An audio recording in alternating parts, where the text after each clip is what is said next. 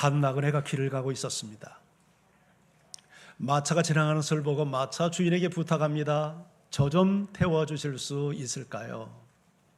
마차 주인은 마차를 멈추고 이 나그네를 태웁니다. 나그네가 묻습니다. 마차 주인에게 여기서 예루살렘까지는 얼마나 걸릴까요? 마차 주인이 대답합니다. 마차 속도로 가면 30분이면 갈 겁니다.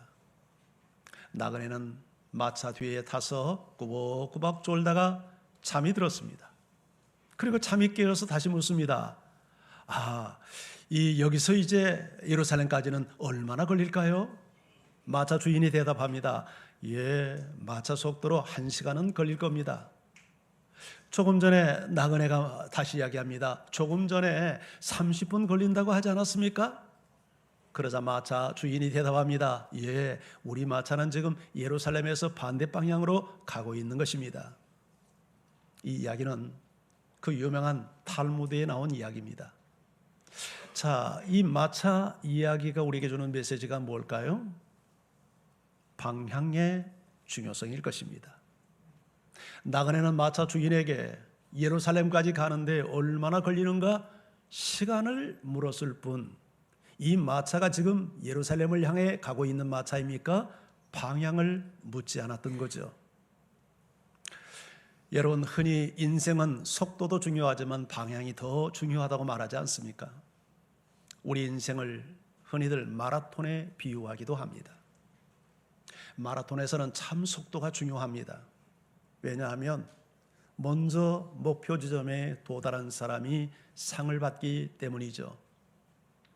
그런데 속도만큼이나 더 중요한 게 방향입니다. 바른 목표 지점을 향해서 달리지 않는다면 아무리 빠른 속도로 달려도 실격을 당하고 상을 받을 수 없기 때문이죠. 대서양 바다에서 빙산과 충돌하여 침몰함으로 수많은 인명피해를 일으켰던 타이타닉호는 빙산을 발견했지만 피하지 못했습니다. 왜냐하면 너무 속도가 빨라서 빙산을 미처 피할 시간적 여유를 갖지 못했기 때문입니다. 그래서 방향이 잘못되면 속도는 재앙이 될 수 있다라고 사람들은 말하기도 합니다. 많은 사람들이 자영업을 시작을 합니다. 그런데 뉴스를 통해 들어보면 성공한 자영업자보다 실패한 자영업자의 수가 많다고 합니다. 여러 가지 이유들이 있을 것입니다. 그러나 그 중에 하나는 방향 설정이 잘못되었기 때문이 아닐까 하는 생각을 해봅니다. 실패한 사람들의 경우에 많은 경우 그들이 자영업을 시작하는 목표가 돈을 버는 데 둡니다. 그러나 성공하는 사람들의 사업의 목표는 돈이 아니라 소비자의 필요를 채우는 데 목표를 둔 경우들이 많습니다. 돈 버는 것을 목표로 하면 사람을 잃게 될 가능성이 많습니다. 그러나 사람 섬기는 것을 목표로 두면 돈은 자연적으로 따라오는 결과입니다. 영국 최고의 축구 구단인 맨체스터에서 활동했던 우리 한국이 자랑스러워하는 박지성 선수. 여러분, 그는 한국 축구의 자존심과 명예를 세운 축구 선수죠. 근데 만약 박지성 선수가 돈 버는 것을 목적으로 해서 축구를 했다면 그는 그렇게 훌륭한 축구 선수가 되지 못했을 것입니다. 사실 유럽의 별들의 전쟁터에서 그렇게 축구 선수 활동을 한다는 것은 쉬운 일이 아닙니다. 엄청난 스트레스와 장애를 극복해 나가야 하기 때문이죠. 박지성 선수도 슬럼프가 없었던 게 아닙니다. 만약 돈이 목적이었다면 내가 축구 그만하고 골프 선수가 될까? 이런 생각도 해볼 수 있었을 것입니다. 하지만 그 모든 스트레스와 장애를 극복하고 박지성 선수가 좋은 선수로서 기량을 발휘하고 그래서 유럽에서뿐만 아니라 정말 많은 사람들에게 좋은 축구 선수로 인정받고 또 그렇게 한국의 축구에 자존심을 세울 수 있었던 것은 그가 축구를 하는 목적이 돈이 아니라 훌륭한 축구 선수가 되는데 목적이 있었기 때문이죠. 그런 그에게 명예와 돈은 자연적으로 따라오는 결과일 뿐입니다. 사람이 길을 가려면 어디로 가는지를 알아야 한다. 이 말은 그 유명한 작가 톨스토이가 했던 말입니다. 너무 평범한 말이고 상식적인 말이지 않습니까? 그런데 이 평범한 말 속에 인생의 깊은 진리가 담겨 있지 않나요? 그래서 길 가는 사람에게 사실은 시계보다 나침판이 필요하다고 이야기를 합니다. 우리는 열심히 인생을 살아야 합니다. 그러나 정말 중요한 것은 무엇을 위한 열심이냐는 더 중요한 문제입니다. 오늘 본문에 사도 바울이 나는 표대를 향하여 달려간다고 고백합니다. 이 표대, 더 고울, 목표입니다.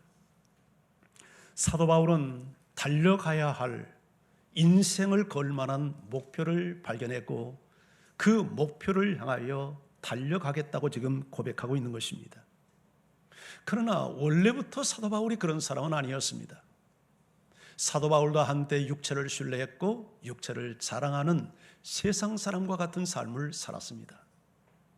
그랬던 그가 예수 그리스도를 만나고 나서 자기 인생의 목숨을 걸 만한 진정한 더 고울 목표를 발견하고 그 목표를 향해서 달려가는 사람이 되었다고 고백하고 있는 것입니다. 우리가 예수를 만나면 일어나는 변화가 있습니다. 그건 가치의 변화와 목표의 변화입니다.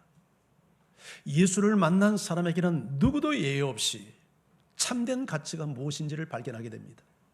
그렇기 때문에 인생의 방향을 바꾸게 됩니다. 사도 바울은 그 새로운 그리스도 안에서 발견된 표대를 향하여 달려가기 위하여 한 가지 중대한 결심을 했다고 고백합니다. 그것이 바로 뒤의 것을 잇는 것이었습니다. 자, 우리 12절, 13절 말씀을 같이 한번 읽을까요? 시작.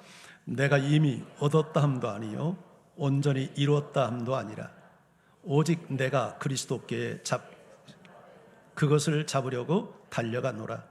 형제들아, 나는 아직 내가 잡은 줄로 여기지 아니하고 오직 한 일, 즉 뒤에 있는 것은 잊어버리고 앞으로 있는 것을 잡으려고. 자, 바울은 이미 얻었다 함도 아니요 온전히 이루었다 함도 아니라 오직 그리스도 예수께 잡힌 바 된 그것을 잡으려고 달려가노라. 이미 얻었다 함도 아니요 온전히 이루었다 함도 아니라는 말은 아직 그에게 가야 할 길이 남아있고 감당해야 될 사명이 있고 해야 할 일이 남아있다는 고백이죠. 바울이 빌립보서를 쓰고 있을 때는 1차, 2차, 3차 전도 여행을 다 마치고 그가 로마의 감옥에서 빌립보서를 쓰고 있습니다. 여러분, 한 번, 두 번, 세 번 소아시아의 방대한 지역을 돌아다니며 복음을 전하고 교회를 개척했습니다. 유럽을 2번이나 순회하며 복음을 전했습니다. 그로 인해서 엄청난 사람들이 상상하지 못할 업적을 이루었습니다.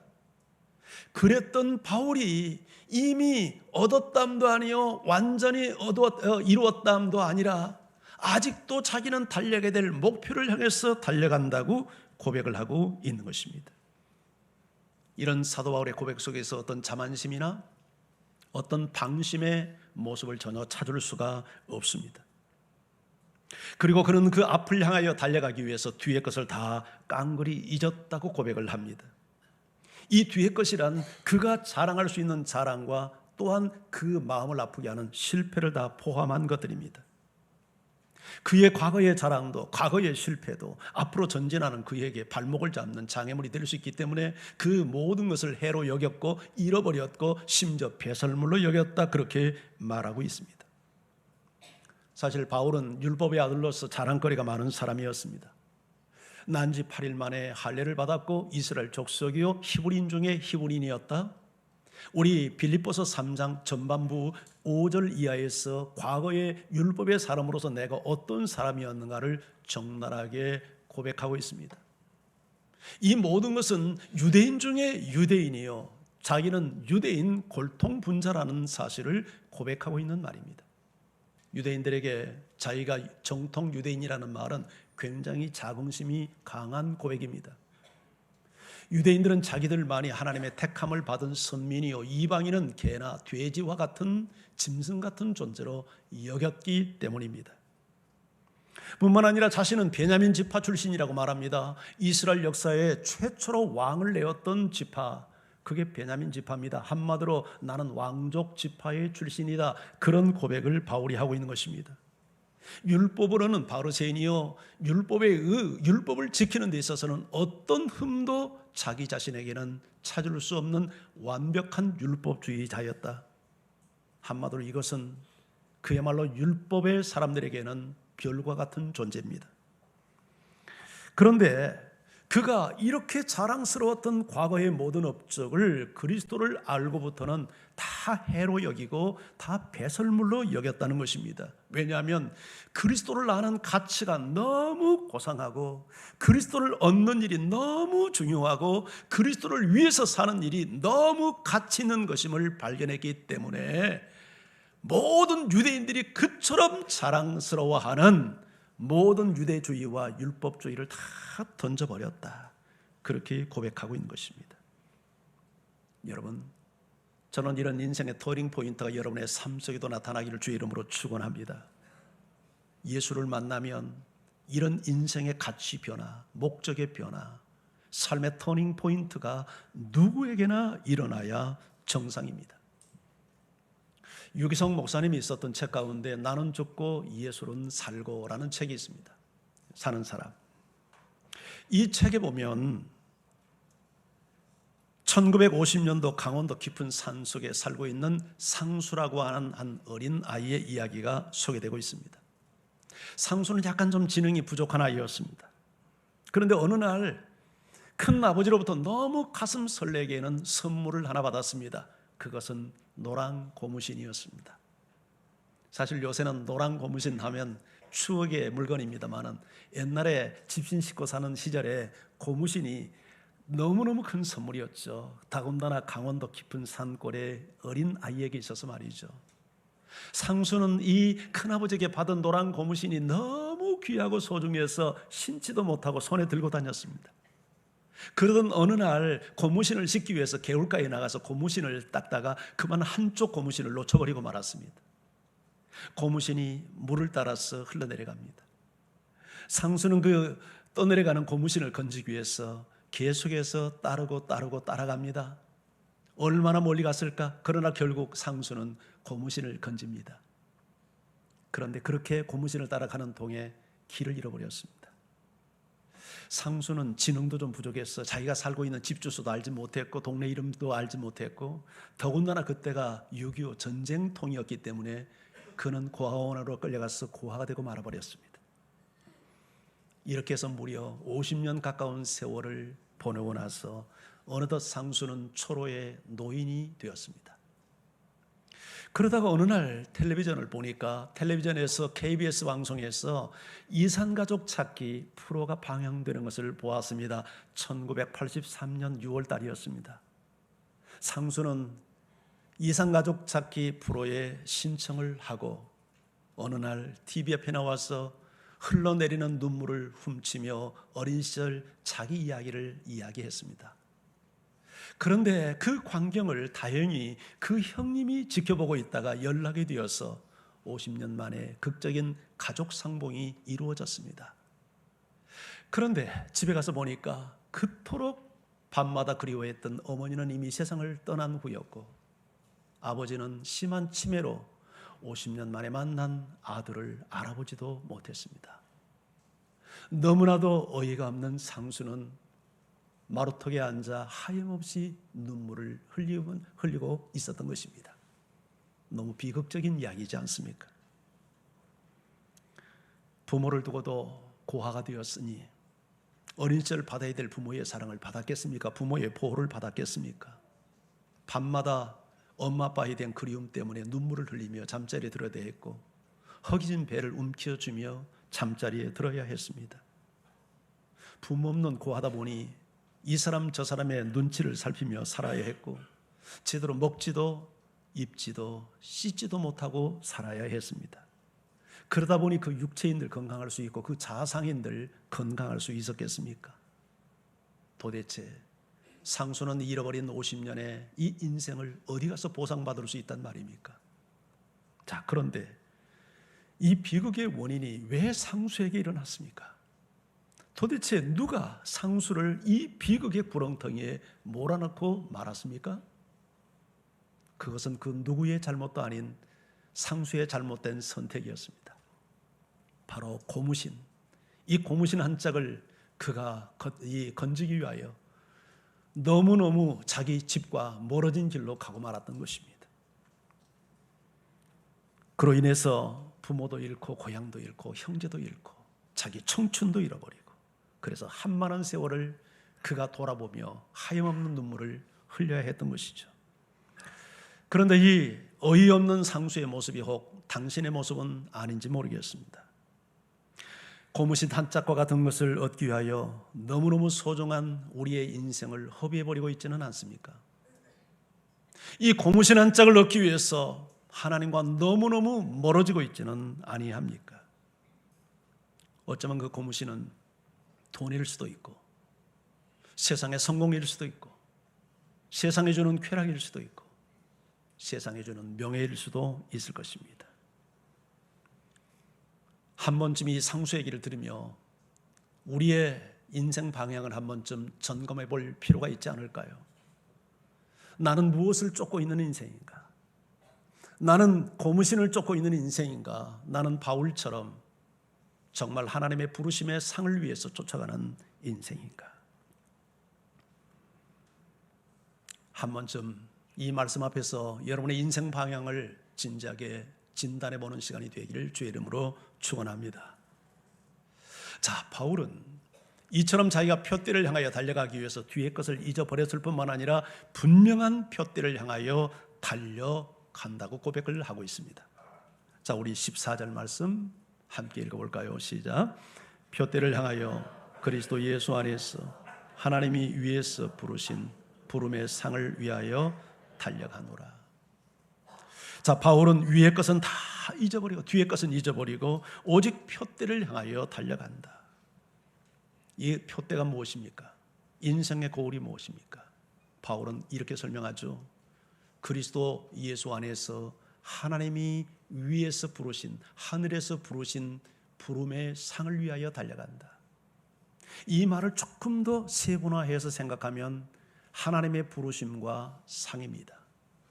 하나님의 부르심은 사명이요, 상은 사명을 감당하는 자에게 약속된 보상이죠. 성경은 우리에게 상을 약속합니다. 하나님께서 주시는 이 상은 이 세상에서 받는 면류관과는 비교조차 할 수 없는 가치 있는 것이라고 말합니다. 여러분, 우리가 주를 위해서 헌신할 수 있고 사명을 위해서 몸을 던질 수 있는 동기가 뭘까요? 그 중에 하나가 상 주심을 바라기 때문입니다. 모세도 상 주심을 바라보고 그가 자기 동족과 함께 고난받는 것을 애굽의 모든 보화보다 귀하게 여겼다고 고백을 합니다. 이 세상의 상은 마치 썩어질 것과 같지만 하나님이 주는 상은 영원히 썩지 않는 영원한 것이라고 성경도 우리에게 말씀하고 있습니다. 바울은 썩어질 상을 위해서가 아니라 썩지 아니할 영원한 상을 위하여 그는 새로운 목표를 향하여 달려가기를 결단하고 있는 것입니다. 우리가 이 세상에서 누릴 수 있는 최고의 영광과 가치가 있다면 그것은 고무신을 쫓는 인생이 아니라 그것은 하나님의 부르심, 즉 사명을 위해서 사는 삶이고, 나아가서 정말 하나님의 상 주심을 위해서 살아가는 삶이야말로 가장 영광스럽고 가치 있는 일이 아닐까요? 우리 민족의 역사를 보면 참 말할 수 없는 많은 고난의 역사였습니다. 위기가 많았습니다. 그럴 때마다 많은 애국지사들이 일어나서 자기의 목숨을 던져서 이 조국을 지켜왔지 않습니까? 한 나라를 지키기 위해서도 목숨을 걸 수 있다면 하나님의 부르심과 사명을 위해서, 그리고 그 영원한 상을 위해서 어찌 우리가 목숨을 걸지 않을 수 있겠습니까? 한 젊은이가 있었습니다. 어렸을 때부터 신앙생활을 했고 중학교 때 은혜를 받고 주의 종이 되겠다고 서원까지 했던 젊은이입니다. 그 아버지가 남미로 이민을 가면서 어린 나이에 남미로 이민을 갔고, 그리고 대학과 대학원은 미국에서 공부를 한 다음에 미국의 유수한 회사에 취업이 되었습니다. 모든 사람이 들어가고 싶어하는 좋은 회사였습니다.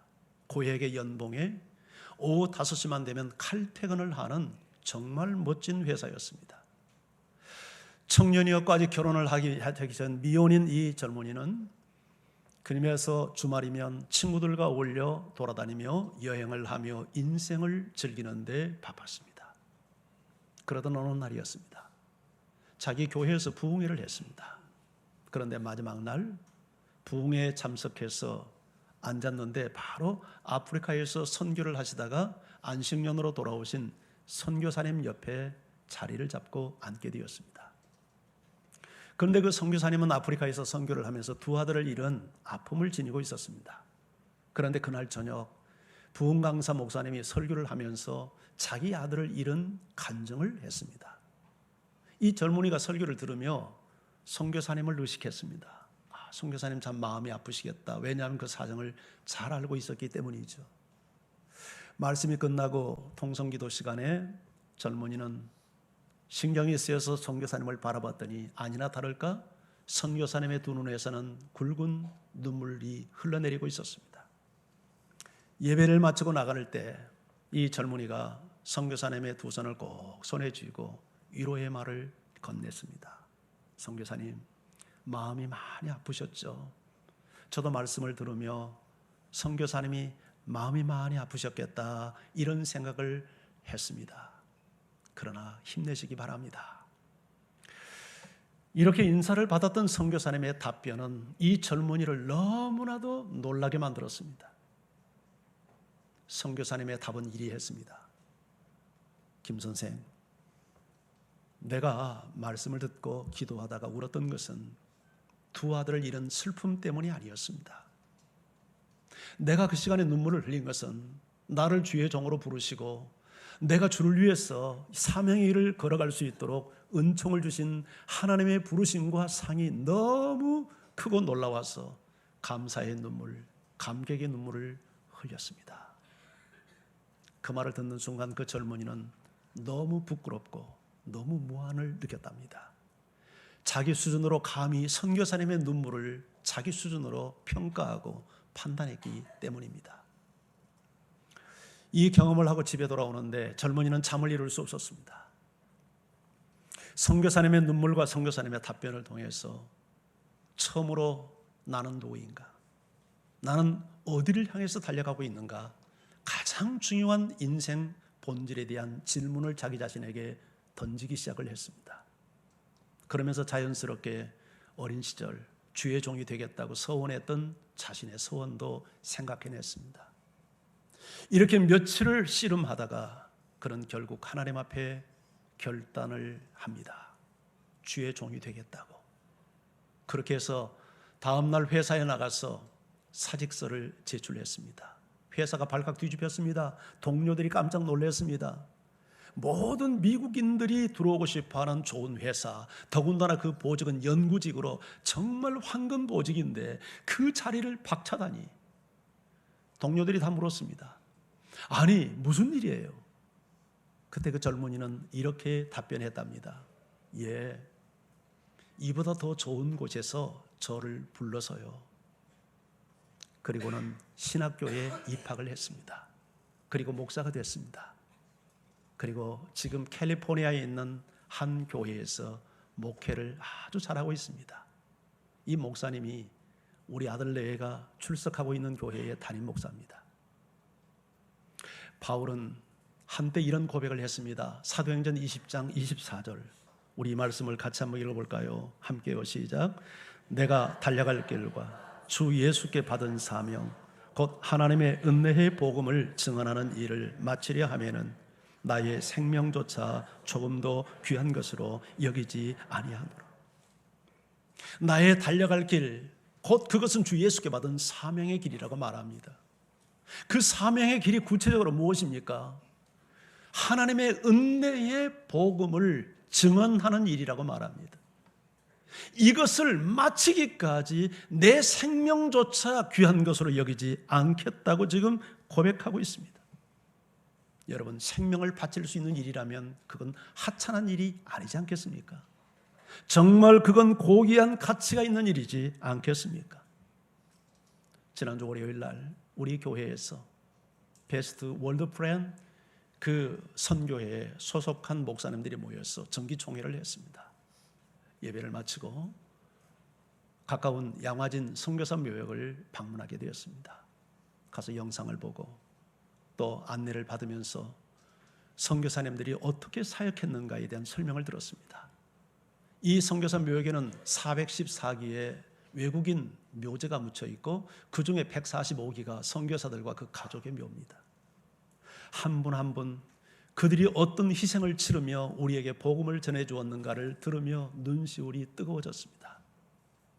정말 언어도 통하지 않고 음식도 맞지 않고 문화도 다른 이 나라의 바다를 건너와서 그들이 복음을 전하기 위해서 생명을 뿌린 양화진에 묻힌 선교사 그 가족을 포함한 묘가 145기나 되고 이렇게 많은 선교사들이 생명을 바치고 피를 뿌리며 우리에게 복음을 전해주었어 우리의 영혼이 구원받고 삶이 구원되었구나 하는 것을 생각해 보니 숙연한 마음이 들지 않을 수 없었습니다.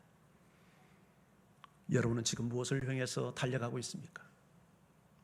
그것이 과연 정말 후회함이 없는 가치 있는 것입니까? 혹 상수처럼 지난날의 나의 삶을 돌이켜보며 내 인생을 허비해버린 것을 가슴 아파하며 주님 앞에서 눈물을 흘릴 그것을 위해서 고무신 한 짝과 같은 것을 위해서 달리고 있지는 않습니까? 한 번쯤 우리 자신이 가는 방향을 말씀 앞에서 점검해 보았으면 합니다. 사도 바울도 예수님을 만나고 나서 인생의 터닝 포인트를 경험했습니다. 그 전에 그렇게 신뢰했고 자랑스러워했던 모든 것을 해로 여기고 배설물처럼 다 여기고 오직 저 위에서 부르신 부르심과 그 상을 위해서 달려가는 인생으로 변화되었습니다. 빌립보서를 쓴 다음 그는 5년 내지 6년이 지난 다음에 그가 기록했던 마지막 서신 디모데 후서를 역시 동일한 로마 감옥에서 기록을 합니다. 그러면서 그는 이렇게 고백을 했습니다. 선한 싸움을 싸우고 달려갈 길을 마치고 믿음을 지켰노라. 여러분, 우리 성경에는 현재형으로 고백이 되어 있지만 헬라 원문과 영어 성경은 과거 완료입니다.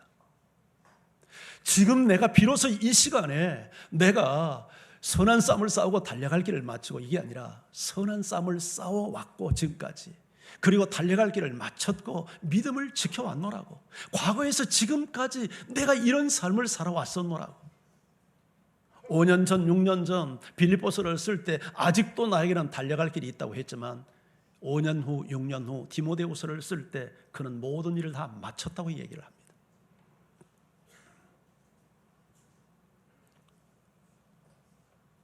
저는 우리의 모든 삶이 내 인생의 마지막에서 내 인생을 돌이켜보며 정말 선한 싸움을 싸웠고 달려갈 길을 마쳤고 믿음을 지켰다는 바울과 같은 고백을 할 수 있기를 주의 이름으로 축원합니다. 몇 주 전에 우리 교회에 있어서 말씀을 전했던 정재준 장로님도 인생의 터닝 포인트를 경험했지 않습니까? 예수를 믿은 지 20년이 되도록 그는 20년 동안 육적인 그리스도인의 삶을 살았습니다. 세상의 것을 얻기 위해서 동분서주하고 질주하는 인생을 살았습니다. 하지만 어느 날 새벽 기도에 나가서 말씀을 통하여 하나님의 음성을 듣고 나서 인생의 터닝 포인트가 일어납니다. 나는 고무신 한 짝과 같은 것을 얻기 위해서 이렇게 달려오는 인생이었나? 무엇을 위해서 인생을 살아야 될 것인가? 그는 예수 그리스도 앞에서 사명을 확인하고 그는 법무사로서 자기 일도 충실히 감당하지만 단순히 돈 버는 법무사가 아니라 복음을 전하는 법무사로서 그는 사람들을 대하기 시작합니다. 그래서 10년 사이에 자기 교회에 출석시킨 성도 수만 무려 142명을 전도해서 등록을 시킨 그런 열매를 거두게 되었습니다.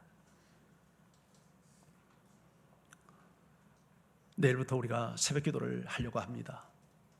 지금 이 나라 돌아가는 꼴을 한번 보십시오. 누가 봐도 이건 정상이 아닙니다.